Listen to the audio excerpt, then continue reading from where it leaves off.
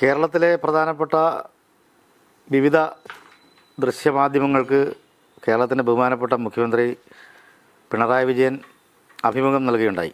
അപ്പോൾ ഈ അഭിമുഖങ്ങളുടെ ഒരു അഭിമുഖമാണ് മീഡിയ വണ്ണിൽ വന്നിട്ടുള്ളത്. അപ്പോൾ മീഡിയ വണ്ണിൻ്റെ ചോദ്യങ്ങൾ ബഹുമാന്യായ പത്രപ്രവർത്തകൻ മീഡിയ വണ്ണിൻ്റെ ചീഫ് എഡിറ്റർ പ്രമോദ് രാമൻ്റെ ചോദ്യങ്ങളുടെ ഒരു ഒരു ഒരു ഒരു കോൺസെൻട്രേഷൻ അല്ലെങ്കിൽ അതിൽ ചോദ്യങ്ങളുടെ ഒരു ശ്രദ്ധ എന്ന് പറയുന്ന ഇത്തരം ഇപ്പോൾ നമ്മൾ ഈ പറയുന്ന സ്പെഷ്യൽ എഡിഷനിൽ ഉന്നയിക്കപ്പെടുന്ന ചില വിഷയങ്ങളുമായി ബന്ധപ്പെട്ടിട്ടാണ്. അതിന് ആ ചോദ്യങ്ങൾക്കുള്ള മറുപടി കൃത്യമായി തന്നെ ബഹുമാനപ്പെട്ട മുഖ്യമന്ത്രി എന്നുള്ള നിലയിൽ PB അംഗം എന്നുള്ള നിലയിൽ അദ്ദേഹം പറഞ്ഞു കഴിഞ്ഞു. അതായത് SNDP യോഗത്തിൻ്റെ ജനറൽ സെക്രട്ടറി ആയിരുന്ന നേതാവായിരുന്ന ഒരാൾ അദ്ദേഹത്തിൻ്റേതായ ഒരു അഭിപ്രായം പറഞ്ഞു. അതിനുശേഷം അദ്ദേഹം അത് പലതരത്തിലുള്ള സാമൂഹ്യ സംവാദങ്ങളിലേക്ക് അത് വരികയും ഒരു വലിയ തരത്തിലുള്ള വിവാദമായി മാറുകയും ചെയ്തപ്പോൾ ശ്രീ വെള്ളാപ്പള്ളി നടേശൻ അതിന് ഞാൻ അങ്ങനെയല്ല ഉദ്ദേശിച്ചത്, ഞാൻ മുസ്ലിം ലീഗ് എന്ന് പറയുന്ന ഒരു രാഷ്ട്രീയ പാർട്ടിയെയാണ് അല്ലെങ്കിൽ ഒരു സാമുദായിക പാർട്ടിയെയാണ് എന്ന നിലയിലാണ് അദ്ദേഹം അതിനെ തിരുത്തി പറയുന്നൊരു നിലയുണ്ടായി. അപ്പം അത്തരം ഒരു തിരുത്തി പറയുന്നൊരു നിലയുണ്ടാകുന്ന ഘട്ടത്തിൽ അതങ്ങനെയല്ല. അപ്പോൾ മുഖ്യമന്ത്രി പറഞ്ഞ അതേ കാര്യമാണ് ഞാൻ പറയുന്നത്, മുഖ്യമന്ത്രി പറഞ്ഞ മറുപടിയാണ് ഞാൻ പറയുന്നത്, അതങ്ങനെയല്ല. അപ്പോൾ അതിൻ്റെ മേളിൽ ഇപ്പം മുസ്ലിം ലീഗിനെ ന്യായീകരിച്ചുകൊണ്ട് വെള്ളാപ്പള്ളി പറഞ്ഞത് ശരിയല്ല, അല്ല മുസ്ലിം ലീഗ് അങ്ങനെയുള്ള സംഘടനയല്ല എന്ന് പറയേണ്ട കാര്യം ഏതായാലും കേരളത്തിലെ മുഖ്യമന്ത്രിക്കോ പിന്നെ CPIM-ൻ്റെ ഒരു പിന്നെ പോളിറ്റ് ബ്യൂറോ മെമ്പറായിരിക്കുന്ന നേതാവായിരിക്കുന്ന ഒരാൾക്കോ ഇല്ല. അപ്പോൾ വെള്ളാപ്പള്ളിയെ തിരുത്തി കഴിഞ്ഞിരിക്കുന്നു. വെള്ളാപ്പള്ളി തിരുത്തിയ ഒരു കാര്യം പിന്നെ നമ്മൾ വീണ്ടും ഇത് ചർച്ച ചെയ്യുന്നത് എന്തുകൊണ്ടാണെന്ന് എനിക്ക് മനസ്സിലാകുന്നില്ല. അത് മുസ്ലിം ലീഗ് എന്ന് പറയുന്ന ഒരു പാർട്ടിയെക്കുറിച്ചാണോ അല്ലെങ്കിൽ ഏതെങ്കിലും ഒരു ന്യൂനപക്ഷ സമുദായത്തെക്കുറിച്ചോ ഒന്നാമത്തെ കാര്യം നമ്മൾ കണ്ണടയ്ക്കുമ്പോൾ എല്ലാം ഇരുട്ടാവുന്നു എന്ന വിചാരം കൊണ്ടു നടക്കാൻ പാടില്ല. മുഖ്യമന്ത്രി ആയാലും അത് രാജേഷ് ചെറുപ്പാടായാലും. കാരണം എന്താണ്, മലപ്പുറത്ത് മറ്റുള്ളവരുടെ ആചാരങ്ങൾ സമ്മതിക്കുന്നില്ല എന്ന് പറഞ്ഞാൽ മലപ്പുറം എന്ന ജില്ലയിൽ പ്രശ്നമുണ്ടെന്നാണ്. മുഖ്യമന്ത്രി പിണറായി വിജയനാണ് ഈ 14 ജില്ലകളുടെയും ഭരണനായകൻ. അദ്ദേഹം ഭരിക്കുമ്പോൾ ഒരു നാട്ടിൽ ജീവിക്കാൻ പറ്റുന്നില്ല ഈഴവർക്ക് എന്നാണ് ഈ SNDP യോഗത്തിന്റെ ജനറൽ സെക്രട്ടറി പറയുന്നത്.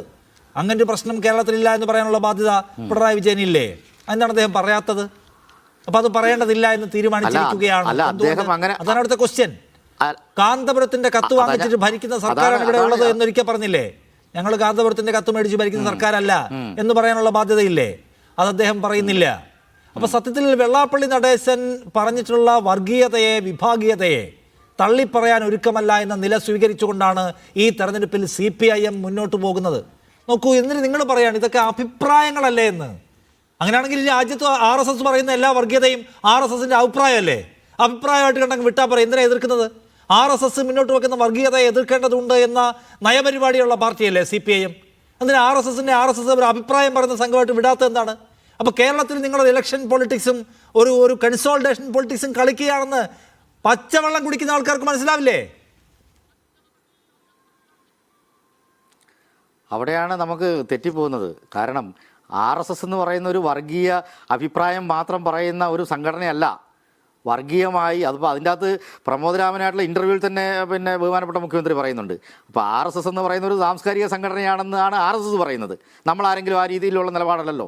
RSSൻ്റെ വർഗീയത പറയുക മാത്രമല്ല, അത് പ്രവർത്തിക്കുകയാണ്. വളരെ കൃത്യമായിട്ട് ബാബറി മസ്ജിദ് അടക്കമുള്ള ഇന്ത്യൻ മതനിരപേക്ഷതയുടെ മകുടങ്ങളെ അടിച്ചുടച്ചവരാണവർ. വലിയ തരത്തിലുള്ള ന്യൂനപക്ഷ വേട്ട നടത്തിയവരാണ്. വലിയ തരത്തിലുള്ള അങ്ങോളം ഇങ്ങോളമുള്ള കമ്മ്യൂണിസ്റ്റുകാരെയും ഇടതുപക്ഷക്കാരെയും സെക്കുലറിസ്റ്റുകളെയും ആക്രമിച്ചവരാണവർ. അപ്പം സമൂഹത്തിൽ വർഗീയ വിഷം തുപ്പുന്നവരാണവർ. സമൂഹത്തിൽ വർഗീയ വിഷം തുപ്പുന്നതിനെ കുറിച്ചുള്ള ആശങ്ക ഉണ്ടെങ്കിൽ അതേ RSSന്റെ കൂടാരത്തിലേക്ക് കേരളത്തിലെ ഈഴവരുടെ പ്രധാന സംഘടനയായ SNDP യോഗത്തെ മുൻനിർത്തിക്കൊണ്ടൊരു പാർട്ടി ഉണ്ടാക്കിയിട്ട് ആ പാർട്ടിയുടെ പേരും കൊടിയും പ്രഖ്യാപിച്ചിട്ട് ആ കൊടിയെടുത്ത് മകന്റെ കയ്യിൽ കൊടുത്തിട്ട് ആ മകനോട് RSSന്റെ ആലയിൽ പോയി നിൽക്കാൻ പറഞ്ഞ ആളാണ് വെള്ളാപ്പള്ളി. ആ വെള്ളാപ്പള്ളി ഈ പണിയെടുക്കുന്നത് CPM-നെ നന്നാക്കാനല്ല, കേരളത്തെ നന്നാക്കാനല്ല എന്ന ഒരു ധാരണ CPM-ന് വേണ്ടേ? CPM-നെ അറിയാഞ്ഞിട്ടല്ല. ഇപ്പം ഈ വംശീയ വർത്തമാനത്തിൻ്റെ കൂടെ പിടിച്ചാൽ ഈഴവ സമുദായം ആകെ ഇങ്ങി പോന്നോളും എന്നുള്ള വൃഥാവിചാരം CPM കൊണ്ട് നടക്കുകയാണ്. അങ്ങനെയുള്ള ഈ ചീപ്പ് നമ്പറിന് കിട്ടുന്ന ഒരു സമുദായമാണോ കേരളത്തിലെ ഈഴവ സമുദായം? LDF-നും പ്രത്യേകിച്ച് CPIM-നും ഏതെങ്കിലും തരത്തിലുള്ള സാമുദായിക സംഘടനകളുടെയോ വർഗീയ സംഘടനകളുടെയോ പ്രത്യേക തരത്തിലുള്ള ഒരു വോട്ടോ പ്രത്യേക തരത്തിലുള്ള ഒരു കാരുണ്യമോ ആവശ്യമില്ലാത്ത ഒരു പാർട്ടിയാണ്, ഒരു സംശയമില്ല. അവർ അത്രമാത്രം വളരെ കെട്ടുറപ്പുള്ള ഇച്ഛാശക്തിയുള്ള കേരളത്തിൽ പ്രവർത്തിച്ചുകൊണ്ടിരിക്കുന്ന ഒരു പാർട്ടിയാണ് CPIM. ഒന്ന് LDF എന്ന് പറയുന്നത് തന്നെ, LDF ഗവൺമെൻറ്, ഈ 2 വർഷത്തെ LDF ഗവൺമെൻറ്റിൻ്റെ പ്രവർത്തനങ്ങളെ പരിശോധിച്ചാൽ അറിയാം അത്രമാത്രം ജനസ്വാധീനമുള്ള കെട്ടുറപ്പുള്ള സംവിധാനങ്ങളുള്ള വലിയൊരു പ്രസ്ഥാനമാണിത്. അതുകൊണ്ട് ഏതെങ്കിലും ഒരു വർഗീയ ശക്തിയുടെ പിന്തുണയ്ക്ക് വേണ്ടി അത് ചെയ്യുന്ന കൂട്ടരുണ്ട്. ആ ചെയ്യുന്ന കൂട്ടരെക്കുറിച്ച് നിങ്ങൾ പറയുന്നില്ല. ചെയ്യുന്ന കൂട്ടരാണ്, 4 വോട്ടിന് വേണ്ടി ചെയ്യുന്ന കൂട്ടരുണ്ട്. ആ കൂട്ടരാണ് UDF. അത് നിങ്ങൾ പറയണം. അത് പറയുന്നില്ല. അതിന് പകരം ഈ ഒരു കാര്യത്തിൽ മാത്രം പിടിച്ചുകൊണ്ട് ഇപ്പം നിങ്ങളുടെ ആവശ്യം എന്താണ്? LDFനെ ഏതെങ്കിലും ഒരു ഹിന്ദുത്വ അല്ലെങ്കിൽ സംഘപരിവാർ മാനസികാവസ്ഥയുള്ളവരാക്കി മാറ്റി ന്യൂനപക്ഷ വിരുദ്ധരാണ് എന്നുള്ള നിലയിലേക്ക് മാറ്റി.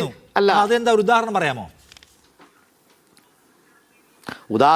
ഉദാഹരണങ്ങൾ നിരവധിയുണ്ടല്ലോ. എത്രയോ ഉദാഹരണങ്ങളുണ്ട്. ഞാൻ പറയണോ അതിനി? കോലീബി സഖ്യം മുതലുള്ള ചരിത്രമുണ്ടല്ലോ. ഇനി ഞാൻ പറഞ്ഞു തരണോ? പലതരത്തിലുള്ള ചരിത്രങ്ങളുണ്ടല്ലോ. അതിലേക്കൊന്നും ഞാൻ പോകുന്നില്ല. ഇപ്പം നമ്മുടെ ചർച്ചയുടെ പോയിന്റ് അതല്ലാത്തതുകൊണ്ട് അങ്ങനെ പറയാൻ തുടങ്ങിക്കഴിഞ്ഞാൽ ഒരുപാട് കാര്യങ്ങൾ പറയാനുണ്ട്. ഇവിടെ ഓരോ തദ്ദേശ സ്വയംഭരണ സ്ഥാപനങ്ങളെ തെരഞ്ഞെടുപ്പിലടക്കമുള്ള വോട്ട് നിലയടക്കം ഓരോ മണ്ഡലങ്ങളിലുള്ള വോട്ട് ഷെയറിൻ്റെ ആയിട്ട് ബന്ധപ്പെട്ട് BJPക്ക് കിട്ടിയ വോട്ടിൻ്റെ കണക്ക് വെച്ചിട്ട് സംസാരിക്കേണ്ടി വരും.